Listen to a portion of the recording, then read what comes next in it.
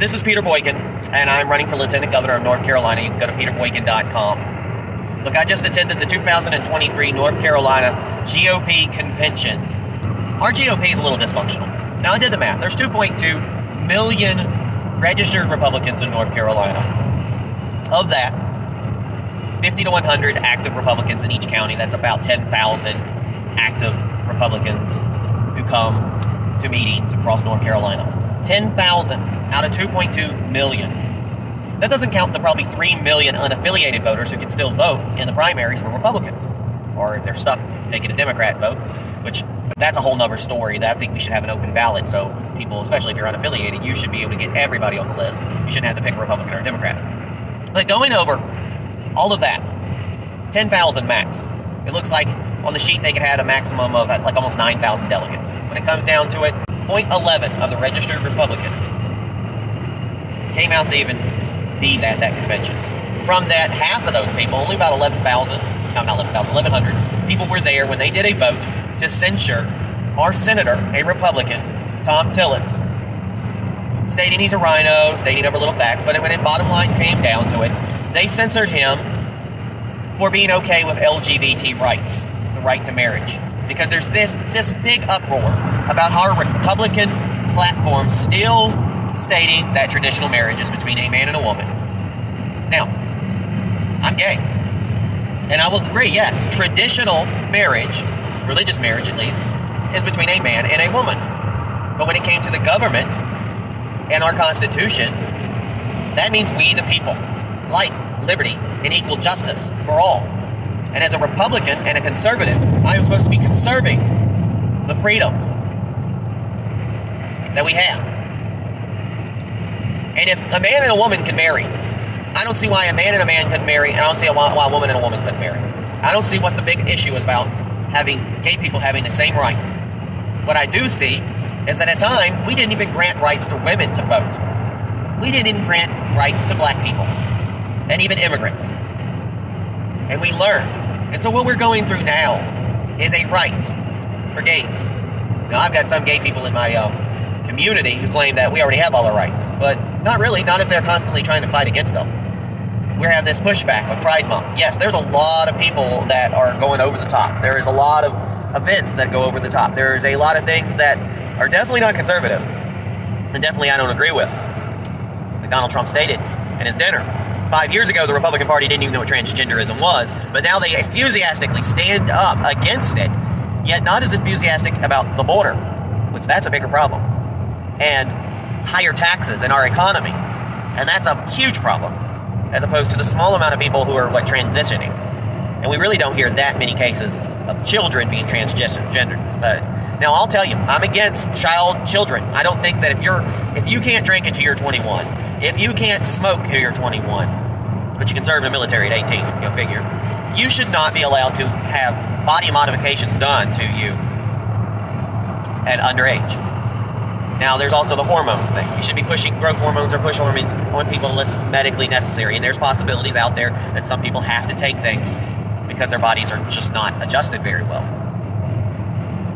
But this push against transgenders, this push against drag queens, this push against the LGBT rights, especially here in Pride Month, I'm very upset about the censure of Thom Tillis. Now, if you wanted to censor him about gun rights, some people said of that. But we have other Congress people that they quite literally praise who voted for red flag laws. They didn't go after him. They will call Thom Tillis a rhino, yet we just invited, I'm sure a very nice lady, I think I'm friends with her on Facebook, Hot Ham, a lifetime Democrat who converted to a Republican because the Republicans were treating her like crap. It's kind of like how not the Republicans, the Democrats were treating her like crap. Kind of reminds me how I became an unaffiliated independent and finally a Republican because the Democrats were treating me like crap. And I decided to walk away, like my friend Brandon Straka.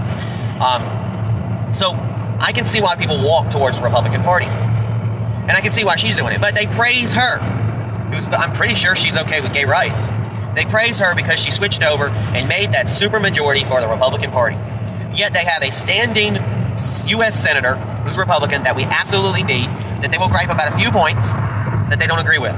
Even though Ronald Reagan with the 80-20, 80% my friend and 20% my foe does not make you my enemy, and even with Rule 11 where we do not talk bad about other Republicans, they vote to censor Thom Tillis. Not all the people, only 799, 800 out of the 1,100 out of the 1,800 that showed up. 29, or 800 out of the 1,100 out of the 1,800 that showed up. Meanwhile, we have a chairman that they tried to get rid of. Kane lost.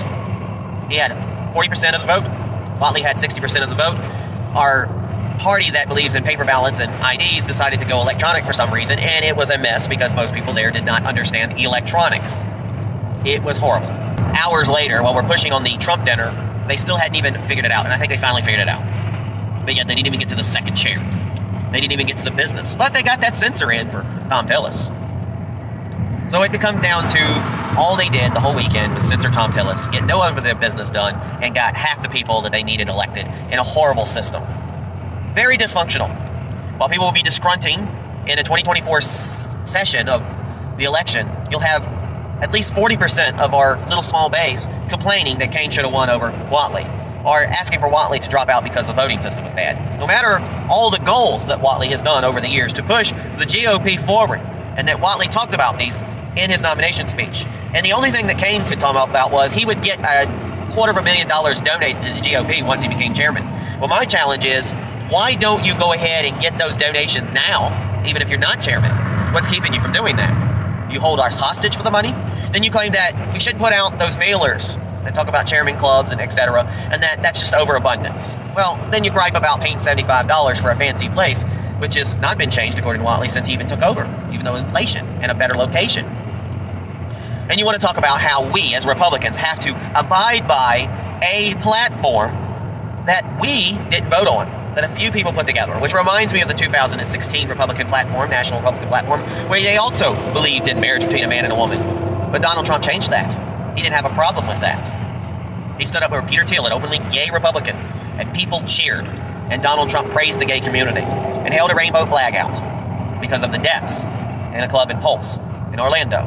But he already was supporting the LGBT, even though if a lot of people say he doesn't, he did. He did during the 80s. He had the Trump clinics to help the AIDS patients, and he praised gays. But he treats people equally. He really does. The best people for the jobs. And he praises people. And that's what Republicans normally do. We put the best people in. I would hate to see that the Republicans would restrict an LGBT member from the Republican Party or from being elected, all because of the fact that they're in the gay community. Donald Trump wouldn't do that. I believe I'm the best candidate for our Republican Party, especially after the stuff that we've had to do with in the past, that can guide us through the future and get us through those hot topics, those gray issues. Because I was an engagement manager for multiple years, where I worked with multiple teams to engage and get things done properly. Everybody's going to walk away. They're not going to get what they wanted, but they're going to get what they need. Compromise is not a bad word. At the end of the day, what do we do with the abortion issue? Hot topic. We went from open abortions, do whatever the hell you want, to weeks, the state's rights, to figure it out, to save lives, and give people the right to choose up to a top point, especially after COVID. Didn't we say, my body, my choice, I don't want to take the vaccine? Our party has to grow. Our party has to change. We can't beat the left. We can't save America. We can't do anything without people backing us. And when 11% of our Republican base can only take, those people can take the time to come out. But I can see why. I used to think, why are people not involved in the GOP? But I see this exclusive club, the same people, same tired people, complaining and arguing and fussing. They can get everything that they want, but they will find one little thing, two little things, and believe me, if I was elected, they'd probably censure me too. Peter Boykin, running for Lieutenant Governor. My name's Peter Boykin, like you said, running for Lieutenant Governor. I spent a lot of time engaging and getting things back in order, getting desks back in order, working with multiple teams, figuring out who was the best, and cheerleading and looking at statistics and everything that I think the Lieutenant Governor is supposed to do, or Governor's supposed to do. And as Lieutenant Governor, you don't have a lot of tasks, but you do have to engage between, you have to hurt, Republicans and Democrats in the Senate if you get that far. You have to make the right choices and the right votes, and you have to get everybody on par. So you have to go around the state, you have to cheerlead and meet people and be loud and obnoxious and tick people off. I do that a lot. So I feel like this is a job for me. I would definitely lead us toward the future. So I hope that y'all will come out, vote for me in the primary, because I know I can win in the general. And that the primary is my race. So you go to peterboykin.com, there's some information. Check me out. Thank y'all.